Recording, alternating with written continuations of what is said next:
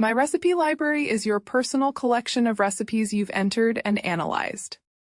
You can quickly add your favorites to my menu and customize your meal plan to fit your preferences.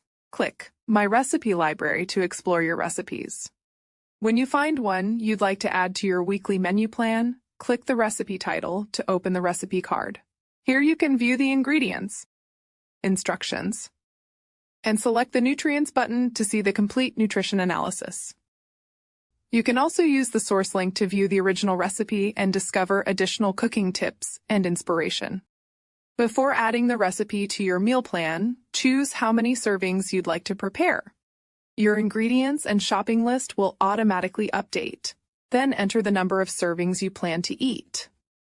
When you're ready, click Add to your meal. Your My Menu weekly planner will open. Simply choose the day and mealtime you'd like. Click the gray box, and the recipe will be added. Then save your selection. Now close the recipe and head over to My Menu. Select the day you just updated to view your recipe. You'll see it's been added to your meal plan, and your calories, nutrition information, and charts have all been updated automatically.